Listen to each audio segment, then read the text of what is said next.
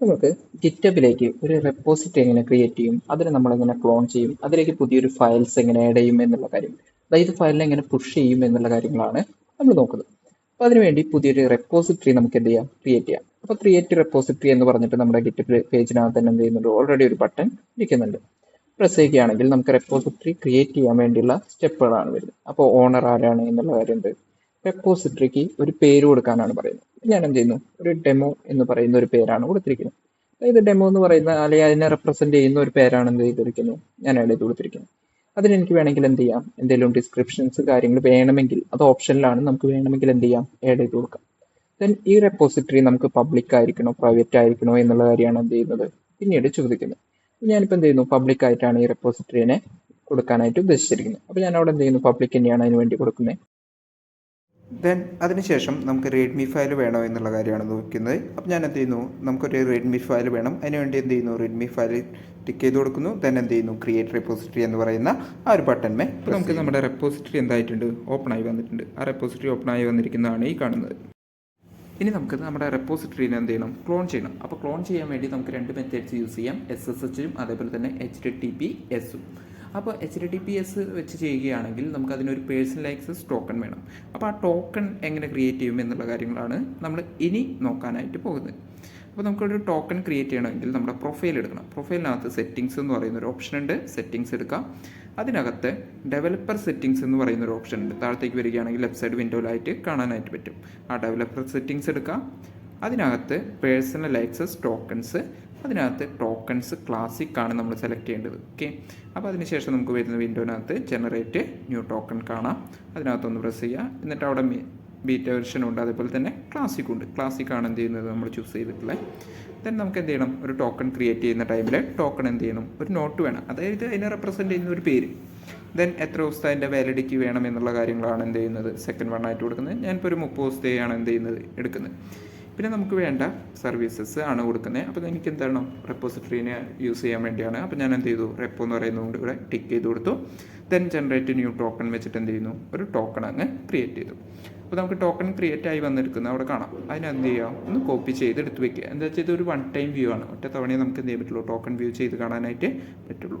അപ്പോൾ ആ ടോക്കൺ എന്ത് ചെയ്യുക, കോപ്പി ചെയ്തിട്ട് ഏതെങ്കിലും ഒരു കോഡ് എഡിറ്ററിനകത്തോ അല്ലെങ്കിൽ ഒരു ടെക്സ്റ്റ് എഡിറ്ററിനകത്തോ നോട്ട് പാഡിനകത്തോ എന്ത് ചെയ്യുക, അതൊന്ന് എടുത്ത് വെക്കുക. ഞാനിപ്പോൾ എന്ത് ചെയ്തു, ഒരു ടെക്സ്റ്റ് എഡിറ്ററിനകത്ത് എന്ത് ചെയ്തിട്ടുണ്ട്, ആ ടോക്കൺ കൊണ്ടുവന്ന് പേസ്റ്റ് ചെയ്ത് വെക്കുന്നുണ്ട്.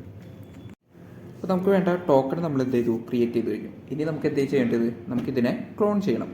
അപ്പോൾ ക്ലോൺ ചെയ്യുന്നതിന് വേണ്ടി നമുക്ക് കുറച്ച് കമാൻഡ്സ് കാര്യങ്ങളൊക്കെ എന്ത് ചെയ്യാണ്ട്, റൺ അയക്കാണ്ട്. അപ്പോൾ ഇതെല്ലാം ചെയ്യാൻ പോകുന്നത് നമ്മൾ ടെർമിനലിനകത്തായിരിക്കും എന്ത് ചെയ്യാൻ പോകുന്നത്, ചെയ്യാനായിട്ട് പോകുന്നത്. ഞാനതിന് വേണ്ടി എന്ത് ചെയ്യുന്നു, നമ്മുടെ സിസ്റ്റത്തിനകത്തുള്ള ടെർമിനൽ എന്ത് ചെയ്യുന്നു, ഓപ്പൺ ചെയ്യുന്നു. അപ്പോൾ ഇവിടെ നമുക്ക് ആദ്യം ഗിറ്റ് അവൈലബിൾ ആണോ എന്നുള്ള കാര്യം എന്ത് ചെയ്യണം, ചെക്ക് ചെയ്യണം. അപ്പോൾ അതിന് വേണ്ടി എന്ത് ചെയ്യുന്നു, ഞാൻ വെറുതെ ഗിറ്റ് എന്ന് പറഞ്ഞിട്ടാണ് എന്ത് ചെയ്യുന്നത്, ഫസ്റ്റ് ഒരു കമാൻഡ് റൺ അയക്കുന്നത്.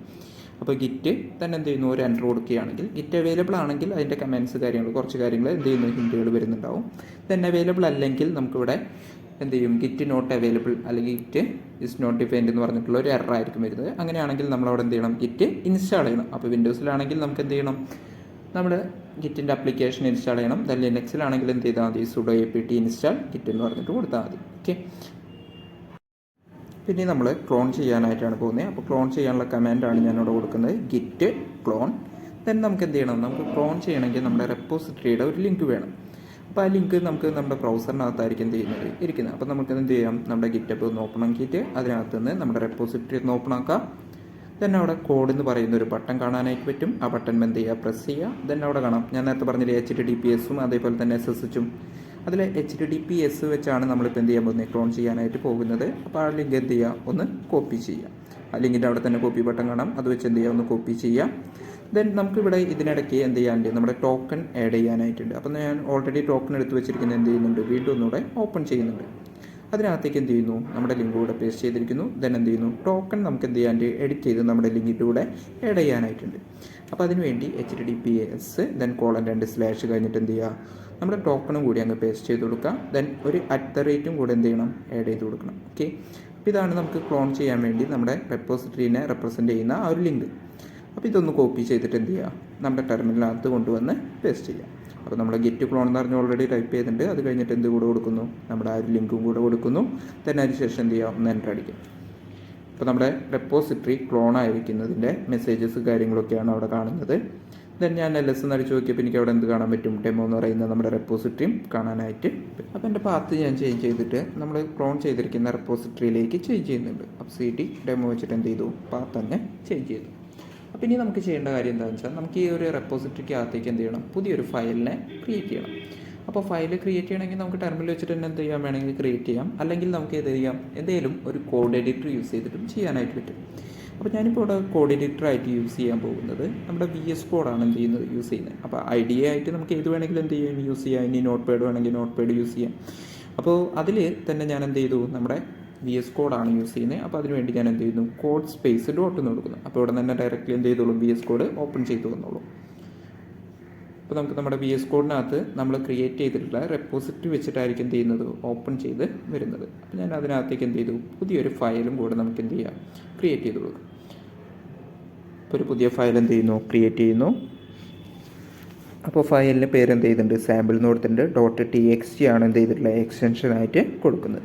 തന്നെ ഇതിനകത്തേക്ക് നമുക്ക് എന്ത് ചെയ്യണം, എന്തെങ്കിലും ഒരു കണ്ടൻറ്റ് റൈറ്റ് ചെയ്യണം. അപ്പോൾ ഞാൻ എന്ത് ചെയ്തു, വെൽക്കം ടു ഓൾ എന്ന് പറയുന്ന ഒരു മെസ്സേജ് എന്ത് ചെയ്തിട്ടുണ്ട്, റൈറ്റ് ചെയ്തിട്ടുണ്ട്. ഒരു ഡെമ്മി ഡാറ്റ നമുക്കിത് ചെക്ക് ചെയ്യാൻ വേണ്ടി, അല്ലെങ്കിൽ നമ്മൾ കൊടുക്കുന്ന കാര്യങ്ങളൊന്ന് വരാൻ വേണ്ടി ഞാൻ എന്ത് ചെയ്തു, വെൽക്കം ടു ഓൾ എന്ന് പറയുന്ന ഒരു മെസ്സേജും കൂടെ അതിനകത്തേക്ക് റൈറ്റ് ചെയ്ത് കൊടുത്തു. അപ്പോൾ ഇനി നമുക്ക് ചെയ്യേണ്ടത് എന്താണെന്ന് വെച്ചാൽ നമുക്ക് ഈ ഒരു ഫയലിനെ നമുക്ക് എന്ത് ചെയ്യണം, ഗിറ്റബിലേക്ക് തിരിച്ച് പുഷ് ചെയ്യണം. അപ്പോൾ പുഷ് ചെയ്യുന്നതിന് വേണ്ടി വീണ്ടും നമുക്ക് എന്ത് ചെയ്യണം, കമൻസ് റൺ അയക്കണം. അപ്പോൾ കമൻസ് റൺ അയക്കുന്ന ടൈമിൽ നമുക്ക് VS കോഡ് തന്നെ വേണമെങ്കിൽ എന്ത് ചെയ്യുന്നുണ്ട്, ടെർമിനൽ വരുന്നുണ്ട്. അപ്പോൾ ആ ടെർമിനലാണ് ഞാനിപ്പോൾ എന്ത് ചെയ്തിരിക്കുന്നത്, ഓപ്പൺ ചെയ്തിരിക്കുന്നത്. ഇനി ഇതെല്ലാം നമുക്ക് നമ്മുടെ സിസ്റ്റത്തിന് എന്ത് വരുന്നുണ്ട്, ടെർമിനൽ വരുന്നുണ്ട്. അപ്പോൾ ഏത് വേണമെങ്കിലും നമുക്ക് എന്ത് ചെയ്യാം, യൂസ് ചെയ്യാം. അപ്പോൾ ഞാനിപ്പോൾ യൂസ് ചെയ്യാനായിട്ട് പോകുന്നത് നമ്മുടെ സിസ്റ്റത്തിൻ്റെ തന്നെ ടെർമിനൽ യൂസ് ചെയ്തിട്ടാണ് എന്ത് ചെയ്യാൻ പോകുന്നത്, തിരിച്ച് വീണ്ടും ഗിറ്റബിലേക്ക് പുഷ് ചെയ്യാനായിട്ട് പോകുന്നത്. അപ്പോൾ അതിനുവേണ്ടി ഞാൻ first git add space dot എന്ന് പറയുന്ന ഒരു കമാൻഡ് റൺ അയക്കുന്നുണ്ട്. അപ്പോൾ ഇതെന്താണെന്ന് വെച്ചാൽ ഗിറ്റിലേക്ക് നമുക്ക് എന്ത് ചെയ്യുന്നു, നമുക്ക് വേണ്ട ഫയൽസിനെല്ലാം ആഡ് ചെയ്തിരിക്കുന്നു. ഇനി നമുക്ക് എന്ത് ചെയ്യാം, ഒന്ന് സ്റ്റാറ്റസ് ഒന്ന് ചെക്ക് ചെയ്ത് നോക്കാം. അപ്പോൾ അതിനുവേണ്ടി എന്ത് കൊടുക്കുന്നത്, ഗിറ്റ് സ്റ്റാറ്റസ് എന്ന് പറയുന്ന ഒരു കമാൻഡ് എന്ത് ചെയ്യുന്നു, റൺ അയക്കുന്നു. അപ്പോൾ ഗിറ്റ് സ്റ്റാറ്റസ് then എന്ത് ചെയ്യുന്നു, ഒന്ന് എൻ്റർ അടിക്കുന്നു. അപ്പോൾ ന്യൂ ഫയൽ എന്ന് പറഞ്ഞിട്ട് നമ്മുടെ ഫയലിൻ്റെ പേര് എന്ത് ചെയ്യാൻ പറ്റും, അവിടെ ഓൾറെഡി കാണാനായിട്ട് പറ്റും. അപ്പോൾ ഇനി നമുക്ക് ആഡ് ചെയ്യാനായിട്ടുള്ള കാര്യം എന്താണെന്ന് വെച്ചാൽ നമുക്ക് കോൺഫിഗറേഷൻസ് എന്ത് ചെയ്യണം. അതായത് യൂസർ കോൺഫിഗറേഷനാണ് നമ്മൾ എന്ത് ചെയ്യാൻ പോകുന്നത്, ചെയ്യാനായിട്ട് പോകുന്നത്.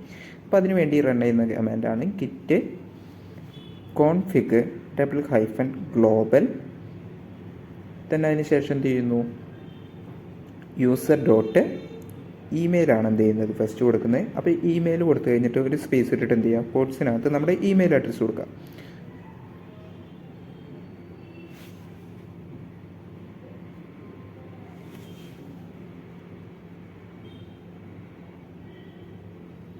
ഇപ്പോൾ ഇമെയിൽ അഡ്രസ്സ് വെച്ച് മാത്രം നമുക്ക് കോൺഫിഗർ ചെയ്താൽ പോരാ, നമുക്ക് എന്ത് ചെയ്യണം, നമ്മുടെ നെയിം വെച്ചും കോൺഫിഗർ ചെയ്യണം. അപ്പോൾ അടുത്ത സ്റ്റെപ്പായിട്ട് നമ്മൾ എന്ത് ചെയ്യണം, നമ്മുടെ നെയിം വെച്ച് കോൺഫിഗർ ചെയ്യുന്നതാണ് ചെയ്യുന്നത്. അപ്പോൾ അതിനുവേണ്ടി ഞാൻ എന്ത് ചെയ്തു, ആ സിം കമാൻഡിൽ തന്നെയാണ് എഡിറ്റ് ചെയ്യുന്നത്. അപ്പോൾ അവിടെ എന്ത് ചെയ്തു, യൂസർ ഡോട്ട് ഇമെയിൽ മാറ്റിയിട്ട് യൂസർ ഡോട്ട് നെയിം എന്നാക്കുന്നു. ദെൻ ഇമെയിൽ കൊടുത്തിരുന്ന ഭാഗത്ത് മാറ്റിയിട്ട് അത് മാറ്റിയിട്ട് എന്താക്കാം, നമുക്ക് യൂസർ നെയിമും കൂടെ ആഡ് ചെയ്ത് കൊടുക്കാം. അപ്പോൾ എൻ്റെ ഗിറ്റബിലെ യൂസർ നെയിമാണ് എന്ത് ചെയ്യുന്നത്, അവിടെ ആഡ് ചെയ്ത് കൊടുത്തിട്ടുള്ളത്. ഓക്കെ, അപ്പോൾ നമുക്ക് AS74 കോഡിംഗ് എന്ന് പറയുന്ന ഒരു യൂസർ നെയിമാണ് എന്ത് കൊടുത്തിട്ടുള്ളത്. അപ്പോൾ ആ യൂസർ നെയിം വെച്ചിട്ട് എന്ത് ചെയ്തു, കോൺഫിഗർ ചെയ്തു. അപ്പോൾ ഇനി നമുക്ക് ചെയ്യേണ്ടത് എന്താണെന്ന് വെച്ചാൽ കമ്മിറ്റ് ചെയ്യണം. അതായത് നമ്മൾ ചെയ്തിട്ടുള്ള ചേഞ്ചസിനെല്ലാം എന്ത് ചെയ്യണം, നമുക്ക് സേവ് ചെയ്യണം. അപ്പോൾ അതിന് വേണ്ടി നമ്മൾ എന്ത് ചെയ്യുന്നു, കമ്മിറ്റ് ചെയ്യുന്നു. അപ്പോൾ git commit then -m then അതിന് ശേഷം എന്ത് ചെയ്യണം, കമ്മിറ്റ് ചെയ്യുന്ന ടൈമിൽ നമുക്ക് എന്തെങ്കിലും ഒരു മെസ്സേജും കൂടെ വേണം. അപ്പോൾ ആ ഒരു മെസ്സേജും കൂടെ എന്ത് ചെയ്യുന്നു, അവിടെ റൈറ്റ് ചെയ്ത് കൊടുക്കുന്നു. അപ്പോൾ നമുക്ക് എന്ത് ഡാറ്റ വേണമെങ്കിലും, അതായത് നമുക്കത് മനസ്സിലാവുന്ന രീതിക്ക് എന്ത് ഡാറ്റ വേണമെങ്കിലും നമുക്ക് എന്ത് ചെയ്യാം, അവിടെ മെസ്സേജ് ആയിട്ട് കൊടുക്കാനായിട്ട് പറ്റും. അപ്പോൾ ഞാനിപ്പോൾ എന്ത് ചെയ്തു, ഒരു ഡമ്മി ഡാറ്റ ആയതുകൊണ്ട് ഞാൻ എന്ത് ചെയ്തു, ഒരു സാമ്പിൾ ഫയൽ ആഡർ എന്ന് പറഞ്ഞിട്ടുള്ള ഒരു മെസ്സേജാണ് എന്ത് ചെയ്തിട്ടുള്ളത് കൊടുക്കുന്നത്. തന്നെ എന്ത് ചെയ്യുക, എൻ്റർ അടിക്കുക. അപ്പോൾ നമുക്കത് ക്രിയേറ്റ് ആയിട്ടുള്ള കാര്യങ്ങളൊക്കെ എന്ത് ചെയ്യാൻ പറ്റും, കാണാനായിട്ട് പറ്റും. ദെൻ ഇനി നമുക്ക് ചെയ്യേണ്ടത് എന്താണെന്ന് വെച്ചാൽ ഗിറ്റബിലേക്ക് ഈ ഫയലിനെ എന്ത് ചെയ്യണം, തിരിച്ച് പുഷ് ചെയ്യണം. അപ്പോൾ പുഷ് ചെയ്യുന്നതിന് വേണ്ടി നമ്മൾ ചെയ്യേണ്ട കമാൻഡാണ് git push origin then main. അപ്പോൾ ഈ ഒറിജിൻ എന്ന് പറയുന്നത് നമ്മുടെ റെപ്പോസിറ്ററിനെയാണ് എന്ത് ചെയ്യുന്നത്, റെപ്രസെൻറ്റ് ചെയ്യുന്നത്. ദെൻ മെയിൻ എന്ന് പറയുന്നത് ബ്രാഞ്ചിനെയാണ് റെപ്രസെൻറ്റ് ചെയ്യുന്നത്. അപ്പോൾ ഈ ബ്രാഞ്ചിങ് എന്ന് പറയുന്ന കൺസെപ്റ്റൊക്കെ നമുക്ക് ഡീപ്പായിട്ട് നോക്കാനുള്ളത് കൊണ്ട് തന്നെ നമുക്ക് എന്ത് ചെയ്യാം, അതൊരു അടുത്തൊരു വീഡിയോ ആയിട്ട് ചെയ്യും. അപ്പോൾ ഗിറ്റ് പുഷ് ഒറിജിൻ മെയിൻ വെച്ചിട്ട് ഞാൻ എന്ത് ചെയ്യുന്നു, ഗിറ്റബിലേക്ക് ഈ ഫയൽസിനെ പുഷ് ചെയ്യുന്നു. അപ്പോൾ എൻ്റർ അടിച്ചു. ദെൻ നമുക്കവിടെ റൈറ്റിംഗ് ഒബ്ജക്ട്സ് 100% ഒക്കെ കാണാം. അതായത് നമ്മുടെ കണ്ടൻറ്റ് എല്ലാം എന്തായാലും റൈറ്റ് ആയിട്ടുണ്ട്. ഇനി ഗിറ്റബ് എടുത്തിട്ട് ഒന്ന് എന്ത് ചെയ്യുക, റീഫ്രഷ് ചെയ്ത് നോക്കാം. sample.txt എന്ന് പറയുന്ന ഒരു ടെക്സ്റ്റ് ഫയൽ എന്ത് ചെയ്തിട്ടുണ്ട്, വന്നിട്ടുണ്ട്. അതിനകത്ത് വെൽക്കം ടു ഓൾ എന്ന് പറയുന്ന കണ്ടൻറ്റും വന്നിട്ടുണ്ട്. അപ്പോൾ ഇങ്ങനെയാണ് എന്ത് ചെയ്യാനായിട്ട്, ഗിറ്റബിലേക്ക് നമുക്ക് ഒരു ഫയലിനെ ആഡ് ചെയ്യാനായിട്ട്. അപ്പോൾ ഇത്ര സ്റ്റെപ്പുകൾ നമ്മൾ എന്ത് ചെയ്താൽ മതി, അതിന് വേണ്ടി റൺ ചെയ്താൽ മതി. ആദ്യം ക്ലോൺ ചെയ്ത് ദെൻ വീണ്ടും എന്ത് ചെയ്യുക, പുഷ് ചെയ്യുക.